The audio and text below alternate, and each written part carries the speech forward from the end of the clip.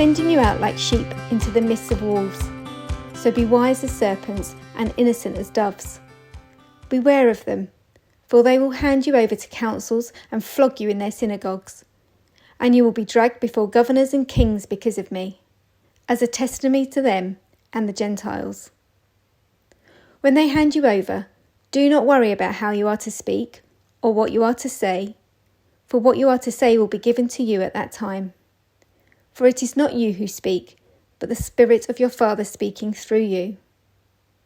Sibling will betray sibling to death, and a father his child, and children will rise against parents and have them put to death. And you will be hated by all because of my name. But the one who endures to the end will be saved. When they persecute you in this town, flee to the next. For truly I tell you, you will not have finished going through all the towns of Israel before the Son of Man comes. A disciple is not above the teacher, nor a slave above the master. It is enough for the disciple to be like the teacher, and the slave like the master. If they have called the master of the house Beelzebul, how much more will they malign those of his household? So have no fear of them, for nothing is covered up that will not be uncovered, and nothing secret that will not become known. What I say to you in the dark, tell in the light, and what you hear whispered, proclaim from the housetops. Do not fear those who kill the body, but cannot kill the soul.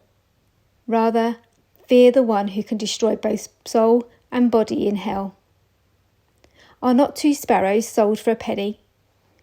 Yet not one of them will fall to the ground apart from your Father.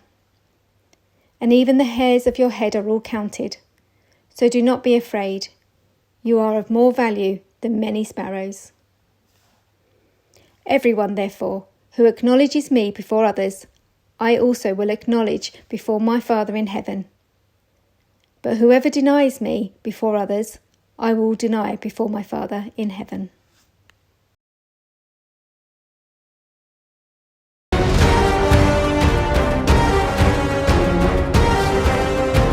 It may not be Tom Cruise territory, but this is some mission the apostles were called to, isn't it?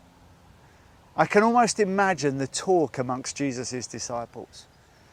He says the harvest is plentiful and the workers are few. Well, I tell you what, maybe his recruitment chat needs a little less persecution, a little less death. The disciples have been told what they have to do, which indirectly is something we need to be thinking about too. And now Jesus is explaining to them the response they should expect when they go and do it. Just as it would have been for the disciples when this was first spoken. I think it can be all too easy for us to focus in on the negative and end up responding only with fear. And although Jesus painted a very realistic picture, this is not a message that should leave his followers feeling timid, but instead one that should have them ready for the battle. This is it. Don't get scared now.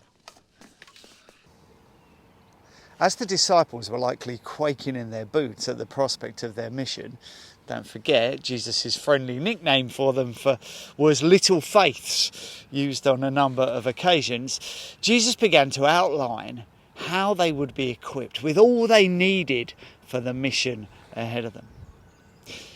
Most of the commentators who've written on this appear to think that Matthew has brought together 2 of Jesus' teachings here.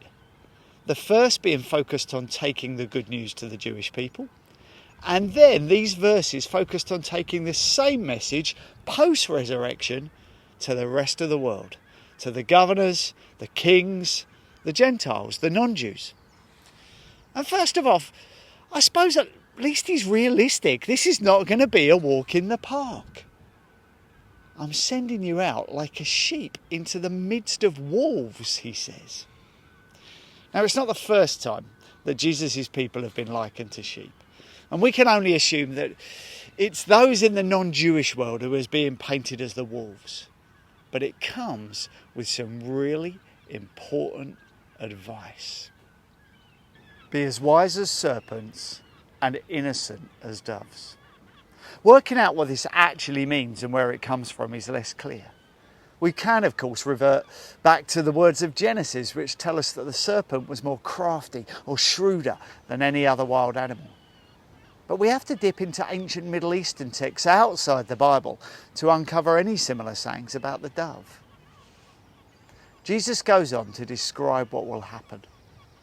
And let's be honest, although it doesn't exactly sound appealing, there is encouragement to be had, especially as today we get to see the full story. Let me explain. Jesus warns his disciples that these wolves will hand you over to councils, flog you in their synagogues. Now fast forward to the book of Acts, which immediately follows the timelines of the four Gospels, and we see that's exactly what happened. In Acts 4 and 5, we read that Peter and the apostles are hauled before the religious council and ordered to stop what they're doing. In Acts 5, we see that Peter is in prison. Not only that, but the apostles are beaten. In Acts 7, we read that Stephen is martyred.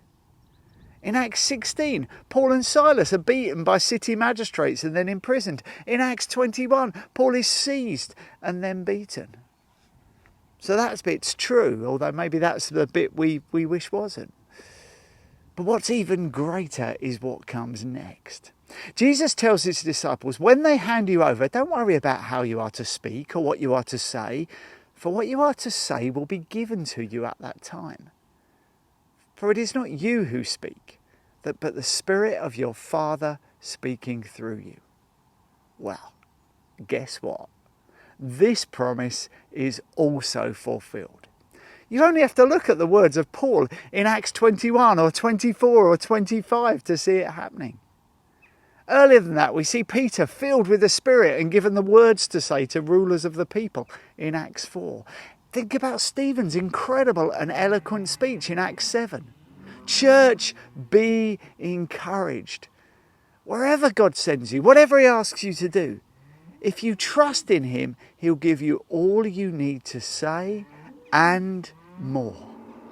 After some words about teachers and disciples, a reminder in part that Jesus wouldn't ask his followers to do anything he wouldn't do himself, we're given a second encouragement. The truth of the good news. So have no fear of them, Jesus says, for nothing is covered up that will not be uncovered, and nothing secret that will not become known. What I say to you in the dark, tell in the light, and what you hear whispered, proclaim from the housetops. There are many things we could say about this. The fact that humans might try and suppress God's truth, even kill the messengers, but that in the end God will reveal everything. For me, it's a reminder of the words in the Rend Collective song, Weep with me. It can be easy to speak God's truth when everything is going well, and so much more difficult when we're met with opposition, whatever that looks like.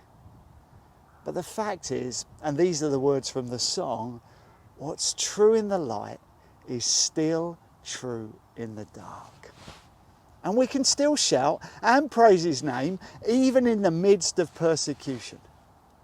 Which brings us to the final encouragement in this text. The promise of victory. I'm gonna see a victory.